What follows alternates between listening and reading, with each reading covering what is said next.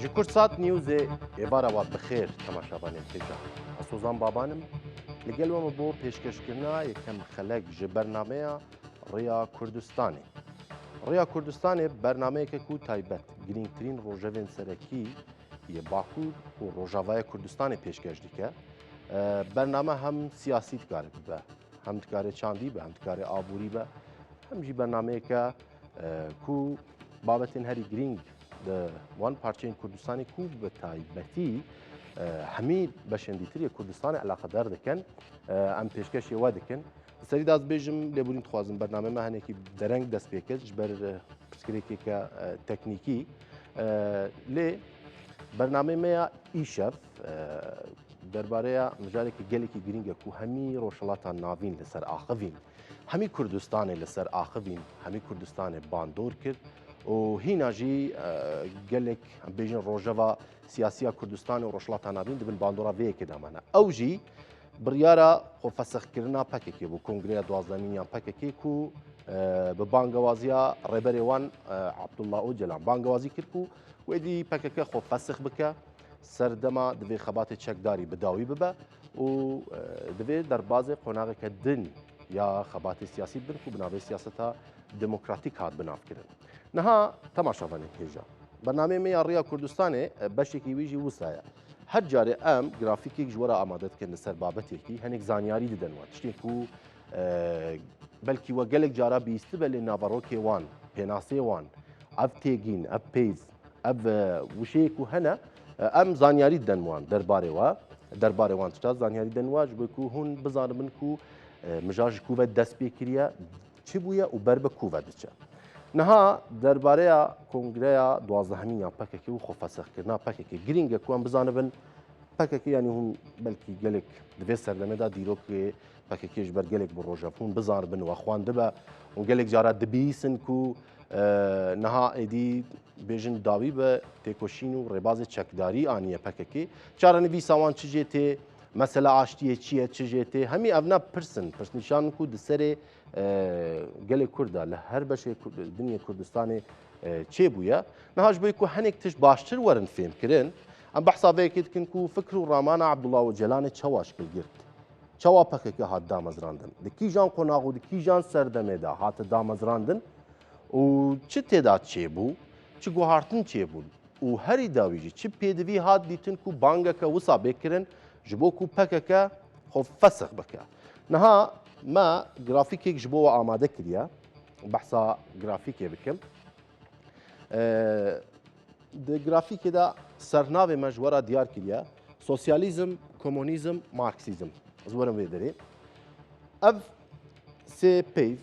ev sê têgîn gelek cara belkî we bihîst dibe. Dima hûn dibihîstin belkî bikevin bîra welat ya jî dewletên yek bûye Sovyetê, dewletê komûnîstiya Çîn, gelek tiştên divê serdemê de bihêne bîra we. Lê destpêkê dixwazim bi giştî pênaseyeke giştî li ser ev sê têgîn bikim bi taybetî li ser sosyalîzmê, komûnîzmê û marksîzmê. Li vir min hinek bi kurtî hinek pirsnîşan hinek bibûrîn, hinek hevok ji we re nivîsandiye ji bo ku hûn dema dixwînin, dema hinekî dixwînin û bizanin ku ez behsa çi dikim. Bîrdoziyên siyasî û aborî. Sosyalîzm, komûnîzm û marksîzm bi taybetî sosyalîzm bîrdoziyeke, fikreke, ramaneke ku behsa jiyana bîrdozî û aboriyê dike. Ji ber ku yanî ramaneke ye ku ev jiyana xwe bi rêve bibe û ev jiyan, ev civak bi aboriyekî xwe bi rêve bibin. Her wekî din dijbera kapîtalîzmê ya jî sermayedarî. Behsa kapîtalîzmê jî bikin em ji ber ev hinek têgînin ku çend sed salin belkî çê bibin di edebiyata siyasiyê de. Sermayedarî ev hizr û ramane ku behsa bazar azad dike û dibêje kesên bihêz yê ku dikaribin xwedî bazar û sermaye bibin.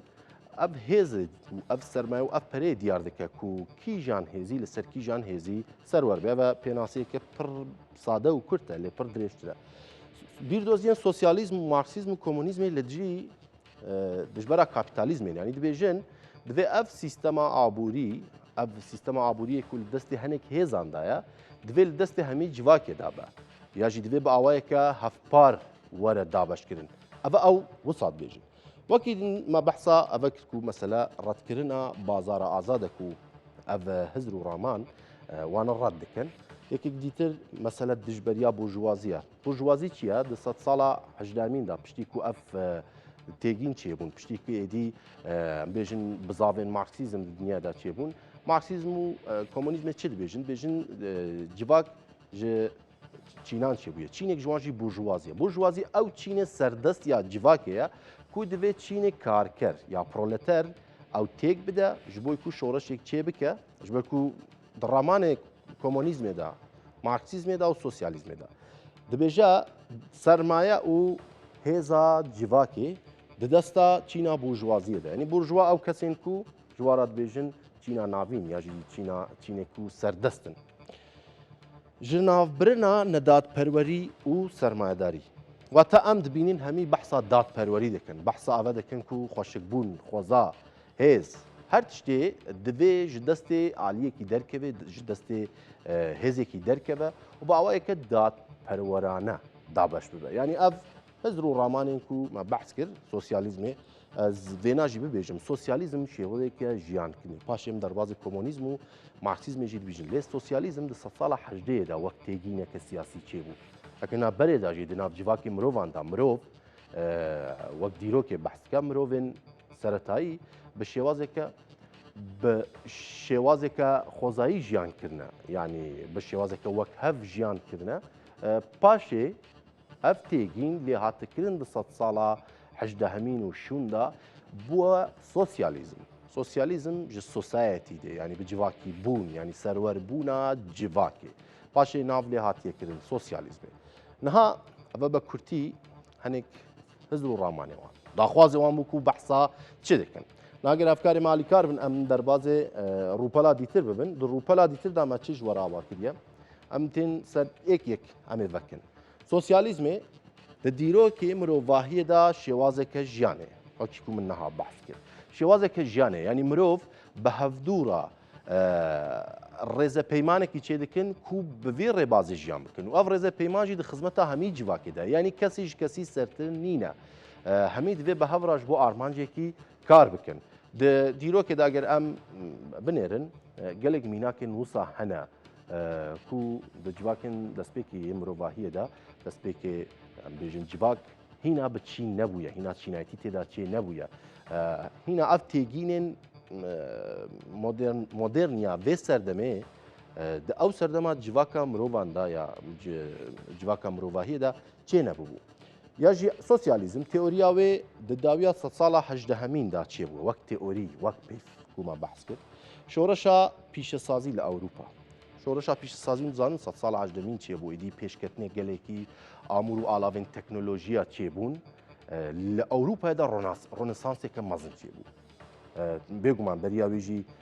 her fîlozof û her kesên zana serî hildidal û teoriyeke mezin di giştî da çêbû ev bûye sedema pêşketinên mezin di asta çêbûna amûr û alavan û bi hevra ligel zanistê ev bi xwe re şoreşeke pîşesazî hêna yanî Ewropa êdî karî hêza kar ya di nav civakê de bixate destxwe bi amûrên pêşketî nimuneyeke pir sade bêjim berê belkî ji bo ku erdekî cot bikin gelek cotkar datin bêjin tovê xwe dirişandin paşê palı datin çandin pêvajoyeke dirêj derbas dikir hêza mirov dixwast taqetê mirovî dixwast bi şoreşa pîşesaziyê re bi pêşketina amûr û alavên pîşesaziyê ev karekî ku cotkarek ya em bêjin pêncî cotkar li ser erdekî dikin bi çêkirina amûrekî yek amûr dikarî karê pêncî cotkara bike dîsa jî ev mirov li ser dixebitî ji bo ku ev kar bike ev nav lêkirin şoreşa pîşesazî ku xizmeteke mezin bi mirovahiyê kir li sosyalîzm kapitalizm û sosyalîzm û komûnîzm û marksîzm vêyekê rexnet kin bêjin paşê ji rê derket ji ber ku ev amûr civakê mirovan bindest kir ev rexneyek û wan li em bêjin şoreşa pîşesazî dikin piştî wî ku bo sedema durustbûna kapitalizmê karker çîna herî ketkar lê bindest sosyalîzma behsa vê yekê dike dibêje civak çîna herî civak çîna herî bindestin karker çîna herî bindestin ev çîna bindest ji ber ku karker dixebitin لهمی قادن ژیانە دا دخەبتن ئیدیش مەگوت ساڵە هەژدەمین شۆڕشا پیشە سازی چێ بووە ئەف تێگینجی وسا چێ بوو دی کارکەش بک و هەمی دە کارگەهاندا دخەبتن پەرەیە هەری کێم حەقدەستی هەری کێمژی دەگرن ژبەر هەندێ گوتن دەبێ ئەف شۆڕش ئاستی هەری سەرەکەدا ڕەفا خۆشی و خێروبەرەکەتیش بۆ کەتکاران بوو پشا تێوریەکە دنجێرا چێ بوو و gelek cihênî qaşî di sed sala hejdemîn şûnde êdî sosyalizm bizavên sosyalîst pêşketin dibêjê çi teoriyeke wan heye bi vê teorîciyan dikin dibêjê her kes bi qasê hêza xwe kar dike yanî hêza her kesî çi qasî be ew qasê kar dike ev e teoriyeke wan e her kesê bi qasê karê ku dike para xwe werdigire yanî nimûneyeke sade bêjim ya min ez rojî 2 saeta kar dikim hevalek min heye rojî saetê kar dike êdî girîng nîne belkî ez yanî wek bêjin zayendê min jin bê zilam bê temenê min çiqas bê lê mademê ku ez 2 saeta kar dikim û ev karekî min hevalekî min 1 saet kar dike belkî ew nexweş bê belkî rojekî wî cuda hebe lê ez zêdetir pere dikirim ango em bi hevra 2 saeta kar dikin ya jî 8 saet ya jî 10 saet êdî girîng nîne belkî karê ku ez dikim لەگەل کارێک و ئەو دیکە جوداهیە وان هەبە di alî fîzîkiyê de di aliyê cihê girîngbûna kar de teorî ev e dibêjî her kesê bi qasî karێk û dike para xwe werdigire yanî her kesê bi qasî karێk û dike pere werdigire ya jî padaşê ku heye werdigire ev e teoriyên sereke bingehînin ku me behsa sosyalîzmê kirin agir em derbasê rûpela din bibin li wir em henekî مارکسیزم و کۆمۆنیزمê zêdetir bikin hevkarê malîkar bin em derbasê rûpela dîtir bibin di sosyalîzmê de me ev got ku şêwazeke jiyanê ye pişt di sed sala hejdehemîn de êdî wek têgîn wek peyvê sosyalîzm jî raçêbû hekine di bingeha civaka mirovahiyê de ev tişt hebû hevkarê me yarmetî bidin em derbasî lapare dîtir bibin di vê laparê de em behsa komûnîzm û marksîzmê hûn dibînin داس و چەکوش dibînin stêrkê dibînin gû destpêkê de gû belkî hûn dema ev peyvane dibîsin bike min bîra Yekêtiya Sovyet ya jî partiyên komûnîst partiyên sosyalîst li vir zibên vir sê hizirmend sê ramanên mezin ya vê teoriyê dibînin komûnîzm û marksîzm behsa çi dike sed sala nozdehemîn çêbû êdî şoreşa pîşesazî çend salek bi ser derbas bûye civak di nav xwe de bi taybetî di civaka Ewropayê de û roşelata Ewropayê de tûşî qeyranek dibêje ber serdemeke nû di şoreşa pîşesazî hate jîn êdî ev serdemê bi makînebûyîna civakê ye li hemberê wana gelek em bêjin hêz derdikevin êdî dewlet netewên cûr bi cûr çê dibin zext li ser civakê çê dibe pêdivî bi guhartin ve guhartineke xwezayî di nav civakê de çê dibe ev jî bû sedem ku hizirmendên mezin wekî Karl Marx û Friedrich Engels ku hûn dizanin ew bi xwe jî bi netew ya jî em bêjin bi ayîn belkî cihû bin ev nas serî hildidin û paşê manîfestoya komûnîstê manîfestoya fikra komûnîzmê dinivîsînin Karl Marx û Friedrich Engels pişa di dewletayek bûye Sovyetê Lênîn dixwaze bi awayeke praktîkî ev pêk bînin behsa vê yekê jî bikin teoriyek jê ra çê dike di komûnîzmê de komûnîzm wate hizr û ramanê xwe ji fikrê sosyalîzmê digire lê ew derbasê qonaqeke din ya zêdetir xêz û xetên aborî jê ra dinivîse ku dibêje divê li ser vê bingehê çê bibe Karl Marx çi dibêje dibêje her kesê bi qasê hêza xwe kar dike yanî her kes çi qas hêz têda hebe bi qasê vê hêzê kar dike û her kes bi qasê pêdiviya xwe werdigire yanî êdî girîng nîne hêza te çi qas zêde bê ya çi qas kêm bê belkî hene henek zêdetir hêza xwe bikardînin ji bo karek bikin henek hene kêmtir hêza xwe bikardînin kar dikin lê yê ku hêza wan kêmtir e belkî du kes bin hêza wa yekî zêdetir e belkî hejmarê wan kêm bê yanî di malbateke çarkesî de divê bi qasê çar kesan ya jî sê kesan hejmara malbatê çi qasî ye bi vê qasê para xwe werdigirin yanî çi têda hate guhartin binêrin temaşevanên hêja em behsa vê dikin ku her kes bi qasê pêdiviya xwe digire یا دیتر دگو هر کس بقاسی کاری کو دکه پارا خوردگی لید به هر کس بقاسی پیدویا هی پارا خوردگی نها او چی بیجی کارل مارکس جبوی کو وک رامانه که دیروکی چالد نیرد بیجا دوی ما بحثا چینا بورژوا و پرولتاریتی کن دوی پرولتاریا دوی دیکتاتوریک آوا بکن یعنی چینا بورژوا هیا اف هیزو دولت دسواده لدجی وینا کارکر چینین کریکار چینین بندسیه جواکی کوج ناوی کنه پرولتاریا دوی افنا لهمبری وانا شورش بکن سرهلدام بکن و دیکتاتوریت آخو و دولت آخو آوا بکن و نهرتنا کارل مارکس یا حتی دیروکه چی بیجه دیروکا مروواهی دیروکا شرین چینایتی یعنی تمی مروف د جواکی دا دناف شر دا بویه د دیروکا مروواهی دا جروجا کو ایدی مروف قریبون دربازی قناقا مروف بونی هومو ساپینزی بونی دی رابون سردولینگا او کشیان بفکرن جوی سردم حیانها مروف شر چیناتی که جن بظلام فقیر بدولمند ام بیجن بورژوا لەگەڵ پرۆلتاریات دەبێژێت شەڕێکە چینایەتی هەرتم هەبووە بە شتێکە خۆزاییە و بەوەیەکێ دیرۆک چێ دەبێت خاڵێکە دن دەبێژێت شۆڕەشا کارکەر یەکانە ڕێکا کۆمۆنیزمێ یعنی مەگوت خەت بەحسا vەیەکێ دیترژی بکەم ئەvە یا ژێتر بنێرن تەماشاڵێن هێژات بێژێ کۆمونێن سەرەتایی کۆلەداری فئۆدالیزم کاپیتالیزم سۆسیالیزم کۆمۆنیزم کارل مارکس واتە دەبێژێت دیرۆک خەتێکە دەبێ ئەف قۆناغ دەرباز بێ دەربازی قۆناغێکی دن دەبێ ئەف خەتین هێز و ڕامانیا دیرۆکیا کارل مارکسە بەحسکات بێژێ دەستپێک مرۆڤ کۆمونên سەرەتایی بوون یاژی ئەم بێژن ji هەنێک هۆز و قەبیلە بوون و مرۆڤ هاتن گەل هەفتوو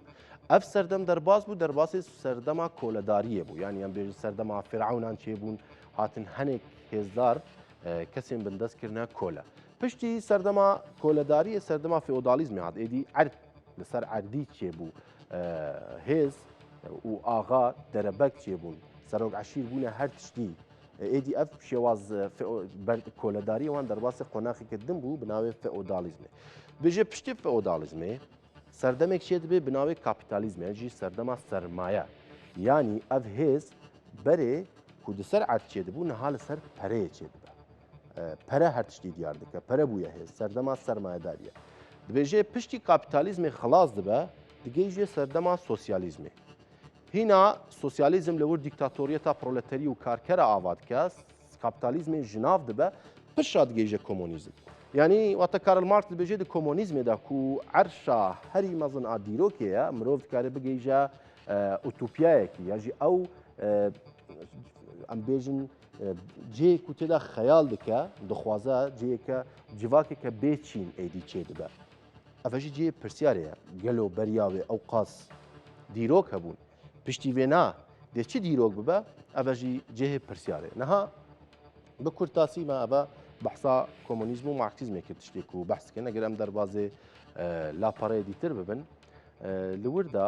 ینی ئەس چما بەحساوانە دکەم تەماشان هێژ ئەمەش دەستپێکی بەگرتە دەست ji بۆ کوم bizaribin pekeke di kîjan pekeke di kîjan serdemêda çêbû bi kîjan qonağa re derbas bû ev ne hemî ev hiz û ramanên ku li ser Ebdullah Öcalanê bandor kir naham derbazê lapare dîtir bibin lapare dîtir da ez ê dîtir behsa Partiya Karkerên Kurdistanê pekekê dikim Partiya Karkerên Kurdistanê hûn hemî dizanin hûn hemî dizanin ساڵ 1970 هاتە دامەزاندن لە گوندێکە باکووری کوردستانی لە ئامەدێ گرێدای ناوچەیە لیجێ لە فیسێ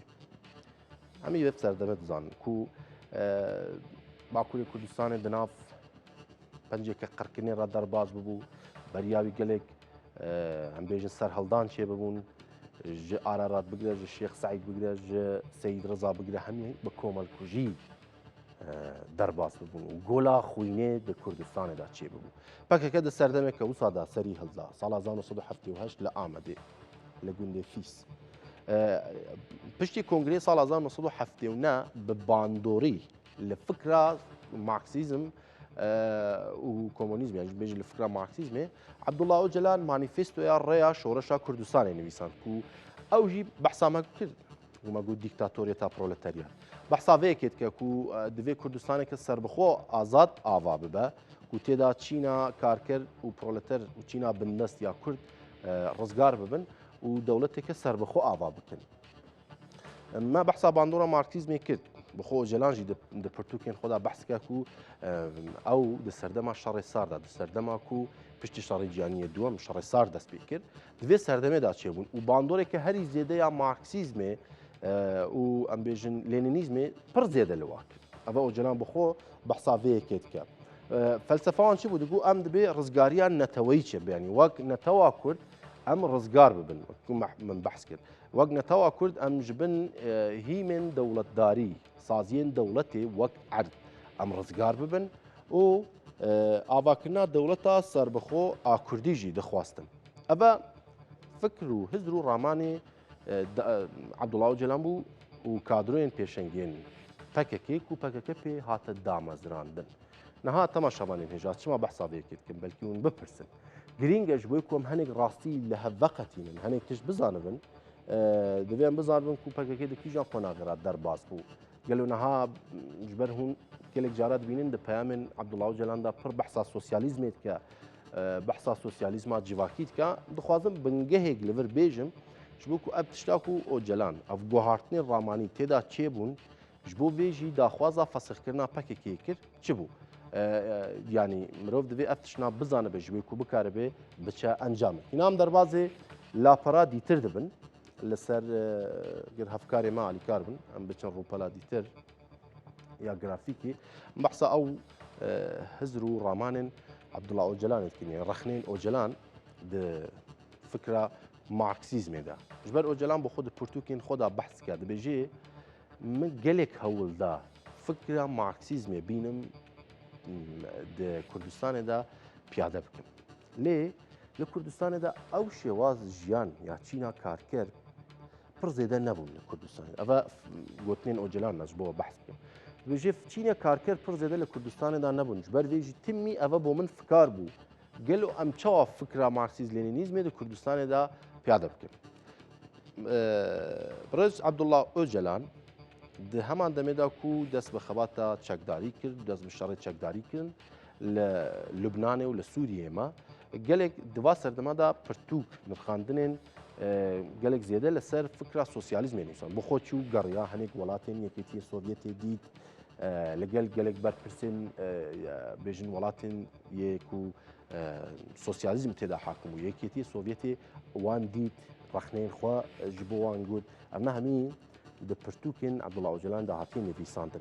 یک جوانا کو اوجلان پر رخنه ل مارکسیزم و کمونیزم تکاد بیجه مسئله دستالات و هیزه یعنی اوجلان بیجه پرسکری که هری زیده یا جوا کان مسئله هیزه که کو دبست صدم هنیک مروف یا هنیک جواک هنیک تشت خول سر هنیک دیتر حاکم بکن یعنی واتا دوی پیداچونه که نو بسر هیز بیت کرن او هیزه کو هیزا پره دیار دکه هیزا بیجن بازار دیار دکه مسئله د جوهر خدا هیزی کو هر مروف دکاره تیدا اگر خو پرورده نکه اف درکه و پیش او فلاکته کی بخورا بینه اما مسئله که کو جلان رخنه لسوسیالیزم الى مارکسیزم دکه بیجی اف مجار برچاوان نگرتیه مسئله یک دیتر دیکتاتوریتا پرولتاریاتا یعنی اوجلان دبیجه بورژوازی دیکتاتوریتا یعنی دستالاتداری دیکتاتوریتا او دولتن لی اگر تو وری به همان ریبازی تو بخواز بی دیکتاتوریتا پرولتاریات آوا بکی او جی همان کارو خباته همان آرمانجا همان انجامه یعنی واتد چی جی نایت گوارتن واتد بجی دیکتاتوریتا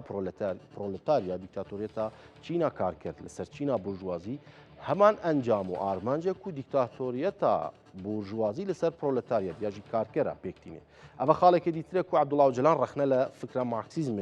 و کمونیزم که یکی دیتر بحثا هشمندیا دیروکت که یعنی عبدالله اوجلان بحثا هشمندیا دیروکت که بجه دیروک خطی که راست نینه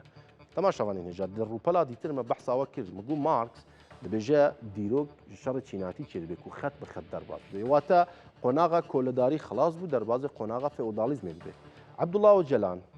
بگو ما گلک زاناو دیروک ناسین دیتر جی اف بابت بحث كان كو بخوجي عبد الله جلان بحث صافي كيت كود بيجي من جوانا باندور وەرگرتیە بتایبەتی لە مەکتەبە فرانکفۆرتێ وانە دەما پێش دازێتترش بۆەوە دەنرخینە لێ دەبێژێت دیرۆک پێناسەیە عەبدوڵڵا ئۆجەلان بۆ دیرۆک دەبێژێت دیرۆک خەتێکە ڕاست نینە دیرۆک واتە گردوونێکی کو دزەڤڕێت تمی ینی ئەگەر توژە قۆناغێک دەرباسە قۆناغێکە دن دەبی gelek taybetmendî û gelek tiştên divî qonağê derbasî ev qonağê dîtir dibe. Wata gotinekî wî hêd bijî em di destpêka dîrokê de veşartîne û dîrok roja me niha yanî timî dibêje mirov ji rabirduya xwe û pêşeroja xwe bi hevra girêdayîne. Ev dema niha jî dema nihaye ku pêşerojê diyar dike. Wata dibêje dîrok xetteke rast nîne. قۆناغێک خلاص بوو دەرباسێ قۆناغێکە دیتر دەبێت ئەvە مەسلەیەکی و عەبدوڵڵا ئۆجەلان مارکسیزمێ لەسەر vê hişmendiya xwe ya dîrokî rexnetke meseleya dîtir azadiya jin û netew عەبدوڵڵا ئۆجەلان rexnekî ku li مارکسیزmê dike derbitî li lenînîzmê jî dike ji pir girîngî nedane meseleya jin Öcalan jin wek netewekî digire dest ji bo zanyariyên we temaşavanên hêja di pirtûka xwe ya pêncemîn da dibêje jin wek netewekî ku herî zêde di dîrokê de ew hatiye çewsandin û di şexsê jinê de hemî civak hatiye çewsandin û hatiye bin destkirin. Wate ji bo azadiya civakekî di serî de pêdiviye jin azad bibe. Eva fikr û ramana Öcalan e. Eger jin azad bû civak azad dibe û li kêleka wê jî netew jî dikarin azad bibin. Eva rexneyeke dîtir yani dibêje Marksîzm pir zêde girîngî neda vê yekê. Lenînîzmê girîngî neda vê yekê. Gotin meseleyê jin ne girîng e em destpêkê şoreşa çînayetî bikin Çîna karker bigêjîte dîktatoriyet bigêje dewletê pirşa li ser mijarê dîtir dikare nîqaş bêkirin. Mijareke dîtir meseleyê materyalîzm û dogmatîzmê. Materyalîzm bi zimanekî sade ji bo we bêjim temaşanî ne jê yanî baweriya mirov bi tiştekî ku dêdîtin maddegerayî yanî tiştekî ku heye wata tiştê ku Öcalan li Marksîzmê rexnetke dibêje bi xwe dibin bandora materyalîzmê de ye wate dibêje meseleyê metafîzîk meseleyê diyalektîkê pir ber çawa negirtiye çawa dibêje di şerê navbera dû Çîna de ev Öcalan rexnetke li Marksîzmê. Marksîzm çi dibêje dibêje di şerê navbera dû hêz dû Çîn dû civak ya êkê ligel a dû şer dikin yek ji wan hevdû tune dike û derbasî qonağê dîtir dibe. Abdullah Öcalan vê yekê rexnetke dibêje ev bûye sedem ku em bêjin Marksîzm tûşî dogmatîzmê bê. Dogmatîzm yanî qalibeke çarçoveyeke fikrî a teng. Yanî nikaribe tiştên dîtir binirxîne. Wate dibêje di şerê navbera têz û sentêz de jî şera navbera tiştekî ligel tiştekê dîtir her dû hêz nikarin hevdû tune bikin bi temamî. Ev hêz ligel ev hêz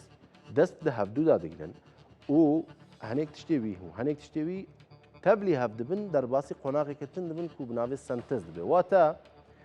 em li vir eger vêna fêm bikin behsa vê yekê dikin ku ji ber vê yekê ku Abdullah Öcalan dibêje mesele biratiya gelan ya mesele siyaseta demokratîk. Di şerê pêncî dû sala ya yanî nîv sed sala ya pekekê ligel dewleta Tirkiye em dibînin ne dewleta Tirkiye şiya pekekê jinav bibe û ne pekekê jî şiya dewleta Tirkiye jinav bibe. Wate em ji vir fêm dikin ku meseleyê ku Öcalanên li Marksîzmê da jî li komûnîzmê da jî rexnekir ev mesele. Ev rexnên Abdullah Öcalan bû li ser Marksîzmê em derbasê rûpeleke dîtir bibin. Em derbasê rûpela dîtir bibin eger hevkarê me mera alîkar bin. Sala 1999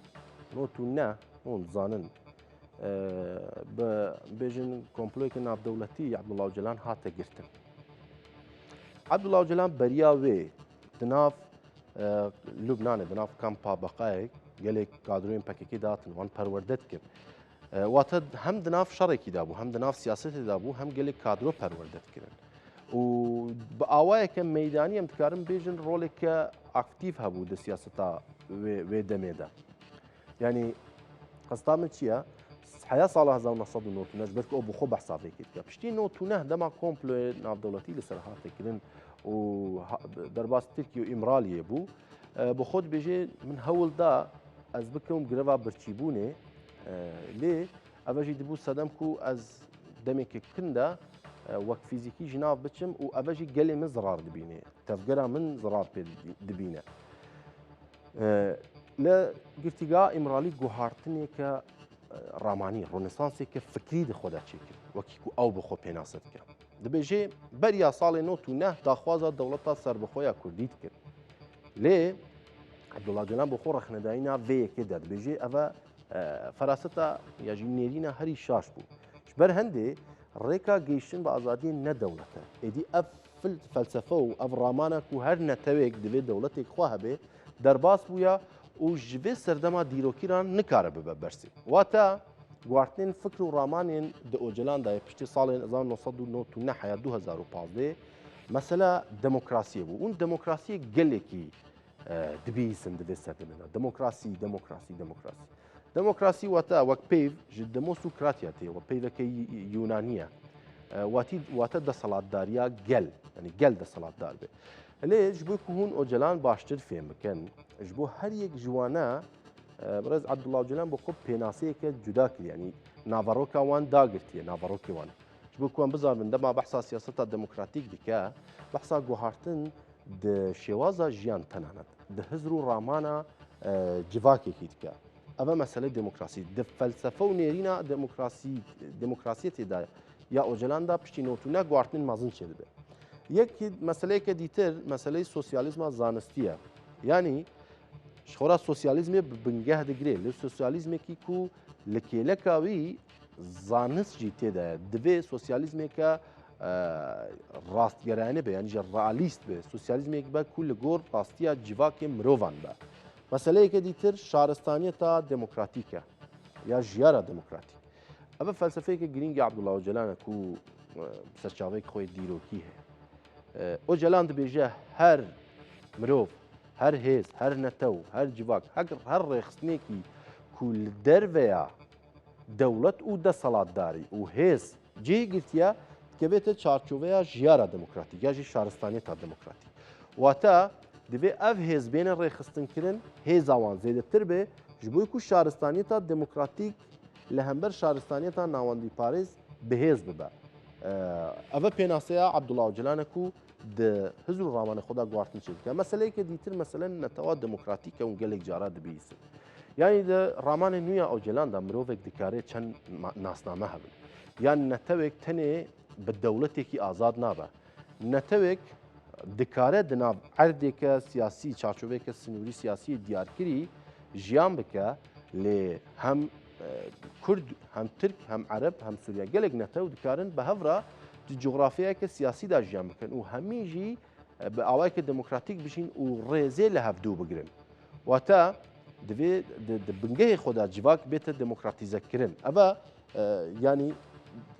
dibêje dema em dewlet red dikin em dewlet naxwazin çi dixwazin li hember wê em netewa demokratîk dixwazin yanî netewa demokratîk divê di hundirê xwe de êdî girîng nîne ev coğrafyaya siyasî erdê xwe bi hevdûra dike yek an na lê sinûrên hevbeş dikarin bi şêwazeke demokrasî birêve biçin meseleyeke dîtir konfederalizma demokratîk ku daxwaz yanî dibêje her netewên demokratîk her netewên ku bi hevra jiyan dikin dikarin li hevdû kom bibin gelek netew konfederalizma demokratîk awa bikin yanî gelek netew gelek ol gelek bawerî gelek em bêjin fizr û ramanên cuda dikarin konfederalizma demokratîk bi xwe ava bikin dikarin sazî û destgehên xwe bi hevdûra ava bikin di derveya çarçoveyên dewletiyê de niha baz behsêkê din ku Ocalan vêyekê dixwaze mesela aboriya azad û wekeve Ocalan wek bazara azad mesela bazara azad û xusûsî red nake lê behsa vêyekê dike ku divê aborî azad bibe û ev aborî di xizmeta pêşketina civakê be meseleyekê dîtir ev e ku Ocalan pir behs dike dibêje mirov di bingehê xwe de divê di hizr û ramanê xwe de azad bibe eger mirov azad bibe wê çaxê civakekê azad jî çê dibe û ji hemî girîngtir mesele şoreşa jinê û jineolojî ku pir zêde behsa vêyekê dike dibêje dibê beriya her tiştî jin azad bibe û dema şoreşa jinê çêbû êdî civak jî dikarê pêra azad bin netew jî pêra azad dibe و بابەتێکە پڕ گرنگ مەسەلا ژینگە پارێزیەک و پڕ زێدە بێژن زەختێ لەسەر دکە وەکی دیتر مەسلەی خوشک و براتیا گەلان. نەها تەماشاوانێن هێژا بەلکی دەم هەنێکی کورد بەژی لێمە هەوڵدا بەگشتی بەحسا هەنێک ژبووی و هەنێک زانیاری دیگەلوە چێ ببن هەنێکوم بزار من و ئەف سەردەم و پەکەکە تێدا بڕیارە خۆ هەلوەشاندنێداش کورد دەست پێ کرد ji bo ku bizanibin fikr û ramana Birêz Ebdullah Öcalan çi ye û bi çi awayekî derbasê qonaxekî bû niha piştî vê qonaxê jî careke din guhartin di Birêz Ebdullah Öcalan da çêdibin ku jê re dibêje şoreşa paradîgmayê. Niha mêvanekî me birêsê li Brukselê Birêz Hesen Cûdî li gel me ye şovekarê siyasî û rojnamevan e. Mamosta Hesen ji ber pirsgirêkek teknîkî em hinek direng jî ma lê me dixwaz û tir we wergîn lê spas ji bo ku hûn bûn mêvanê bernamê me dixwazim zû ji vê yekê dest pê bikim. Ev guhartinên paradîgmayê ku Birêz Ebdullah Öcalan behs dike çiqas pêkan e di vê serdemê de û çiqas civaka Kurd û dewleta Tirkiye jî ji vê yekê re amade ye. استراورس شوراج تماشابانه و هجاره يعني او باراديغما كو ريبر عبد الله وجلان پیش خستيه يعني مرو دكاره بيجا او باراديغما خو كو جد سال 2016 داس پیش خست او تشتي كونها پیش خ تكامل كرنا او باراديغما تشتي كو كيم بو او تمام كريه يعني پارادیگما دما کو سال 2016 هات گورتن اف پارادیگما نه هات گورتن اف پارادیگما گیشتیا تکامل خو يعني کامل بونا خو لوی چرچبه دا او بانگوازین کو کریه او پیشخستن پیشنیازین کو کریه يعني دوی چرچبه دا هات پیشخستن دمانه کیدن دا او بانگوازی او انسیاتیوا کو پیشخستیه د چارچوبا پارێزنامەیەن کو بەرێ هاتیە نویساندن نەخشەڕەیەن کو بەرێ نویساندە بوو دوی چارچەبێدایە لێ تشتی جودا ئەوە کو بە ڕەنگێکی پراکتیکی ئەو پارادیگما چەوە بە ڕەنگێکی پراکتیکی بە تایبەتیژی د چارچۆڤا گۆڕین و گۆڕینە پەکێکێ ئالێکیدا و زەمینە چێکردناش زەمینەک ئاوا بکەش بۆکو پرسا کورد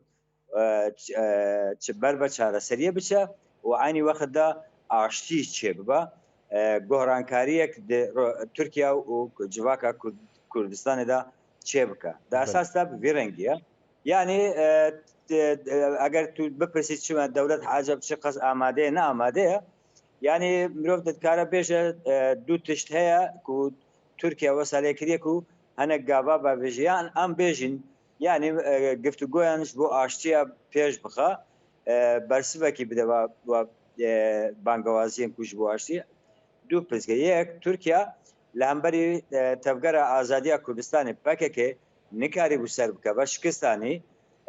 دوندور خدا دهل اکونومی دا دهل سیاسی دا ده سیاست خوی دربه دا ده سیاست خوی هندرین دا شکستانی و مثلا فاکتوره که دنجی های اوکو لدر و هرشا لسرویهانه تهدیده که وجودی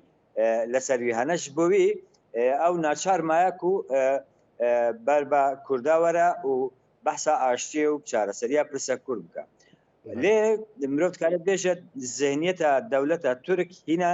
تام نەحاسرش بوویە حتا خطابی خۆشی هێشتا هینەژی نەگۆهرتنە ئەما ناچار مایە و گابا باوێژە و ئەگەر گاباژی نابێژە وێ دەولەت بربا هەلوەشاندنێ بربا ڕەوشێکی هین خراپتر بچێت مەسەلەی کوردە کورد بگشتی لباکوری کردستان و کرد بگشتی جی یعنی اف پیواژو اف باگوازی ربراپو بگرمی پیشوازی کرد کیف خوش بود هر چی قصیکو هنکی ترس هبا هنکی دودلی هبا هنکی یعنی اجبر کو گل کرد بگشتی تو باوریوی به دولت ترک نینه جبوی هنک ترددوی هست اما باوری وان به ربر خو به تفگر خو هست قال كل باوري بخوجي هي كوش بو اشتي حاضره وكي تشوج بو شرجي حاضره هذا في نقطه دا مرت كارو بيجا يعني دما كده كده حمي دنيا دا الشر دروشالات تنافين دا الشر شر وبافشون هي تنها كورد بحث اشتيت كا برتشتكي جرينجا يعني دما كي كورد جيشتي استكي فهم كرنو شياربونه كي كو او لە گۆڕ شەڕ و پێپەفشونێک و درۆشەڵاتی ناویندا هەیە هەم دەخوازە بگەیژە ئازادیە هەمشی دەخوازە خۆ بپارێزە یعنی هەر هێزێکی هەر گجڤاکێکی هەر دەوڵەتێکی و بکە بە ناوی شەڕێک ونا ئەم شێرا دەبێژن شەڕی جیهانی سیسیا کە ئێستا ئاغڵام دەرنەکەبە ئەمە کورد دەخوازە ئەم دەوی وەکی فرسەتێکیش خۆرا دەبینە دەولەت نەتەوەیان کو ڕۆژهەڵاتی ناویندا هەیە هەڵدەوەشێن ئالێکی دناژی دکارە وەکی فرسەتێکی بینە ماف و ئازادی خۆم بدەست بخە کورد ببە خوددانێ ستاتۆ قوارەکی سیاسی ئێرادەی خۆ تەمسیل بکە بەێ باشە کاک حەسەن نەها گەلێک مژاری دیتر هەیە لێز دخوازم ژ مەسەلا براتی و خوشک و براتیە گەلان دەست پێ بکەم زانی ئەس بپرسم گەلێک چینین جیواکێ گەلێک جیواکە کورد وەیەکی ڕخنتکن بێژین بساڵایە کورد کە سوکارێ ما شەید کە دکوژێ عێریشا وڵات ئێمەت کە داگیر دیکە ji ڕۆژاوا بگرە ji باکوور بگرە ji باشوور بگرە مەسەلە براتیە خوشک و براتیە گەلان چاوا پێکانە divê سەردەمێدا یا ژی چی گوهارتن ji bo vê yekê pêdivîne hûn vê yekê çawa dinirxînin yani Kurd yani ji gelê Türk jî hatiye kuştin na şerek û niha li Tirkiyeyê heye şer nabenî Kurd û Türk nîne wekî du gel şerek û heye şer nabenî gelê Kurd û dewleta Türk ne milletê Türk milletê Türk tişteke dewletê Türk tişteke gel yani gelên roşalatî navîn hezaran sala bi hevra jiyan dikin yani ankam gelê Kurd û gelê Türk nizîk be hezar sala دوی هەرێمە دا بە هەڤرانە شارکردنا بەفچوون کردنا ئەو کردنا بتابەتی دەما عوسمانلیەدا ئەمە وەکی گەل وا گەلانە بە هەڤرا ژیانکردن ینی کولتوری وان دناو هەفتایە ji bo vê pirzgirêkê Kurd ne bi gelê Türk re ye pirzgirêkê Kurd bi dewletê Türk re ku dewletekî faşîst e dewletekî înkarcî ye dewletekî qirker e dewletekî heta dawiyê dewletekî em bêjin merkeziye ji bo vê Kurd li hemberî vî dewletê sekinî li hemberî destûrê vî dewletê li hemberî sîstemê vî dewletê ji bo vê براتیا گەلان ne tiştekî ku PKK dixwaze di xwezayiya civaka da gelan bi hevrajiyan kirine ne tenê PKKyan rêber ew celan dixwaze di xwezayiya gelan de mesela roşelatî navîn bi sedan û dehan gel heye bi hevrajiyan dikin tevlî hebûne jiyanê wanê civakî kultûrekî wanê hevbeş heye tarîxekî wanê hevbeş heye axekî wanê hevbeş heye yani gelan bi hevrajiyan kirine ew ku şer çêbûye şer nabenî gelan û dewlet yani gelan û ev împaratoriyetên ku hebûye ji bo ya yani tiştekî wisa pir ecîb û nû nîne tiştekî ku bi xwezayê civakê heye ama ê ku bawerî wan bi yani şorijgerên ku destpêkê de bi PKK re PKK ava kirin û yek ji wan Kemal Türk Kemal Pîr e yek ji wan jî heqîqerar e heqîqerar Türk e Kemal Pîr Laza gelê Laza yani Kemal Pîr dibêje ez ji bo wî di nav wî tevgerê de yani tevgerê PKK de cê digirim ji ber ku ez zanim heta gelê Kurd azad nebe gelê Türk azad nebe yani ev meseleyê biratî ne tiştekî ku îro PKK derxistiye na di destpêkê avakirina PKK de sê kes PKK avakirine yek Kurd e rêber Abdullah Öcalan yek Türk e heqîqerar ku şehîd kirin yek jî Kemal Pîr e ku di zindanê de şehîd bû yani ev tiştekî nawe yani gel pirzgirêkê wan bi hevra nîne yani na mesela nabenî gelê Kurd û gelê Türk tarîxên hevbeş nîne hene kulturê hevbeş nîne hene tesîrî li hevdû kirine yani ev mesele gerek wesa bêfam kirin yani ne tiştekî wesa pir ecîb û xerîb e yani ew e wekî din jî yani nasyonalizma Türkî nasyonalizma Erebî nasyonalizma Farsî vana nasyonalizmana ku ideolojiyên ve dewletanana vana Kurd inkar kirine şerê Kurda kirine باشە کاک حەسەن مقابن دەمێ me niha zêde nema lê di deman pêşda bêguman em zêdetir li ser vê van mijaran nîqaş bikin niha em spasiya we dikin ji bo Birêz Hesen Cûdî rojnamevan û şovekarê siyasî ku li Brukselê li gel me bû gelek spas temaşavanên hêja me xelika yekem ya bernameya Rêya Kurdistanê pêşkešê weh kir her rojevek her bernameyek her karê ku كردستان وريكا كردستان لا قدر بك ام جوارا ذات بيجن شاط بختور آزاد بشي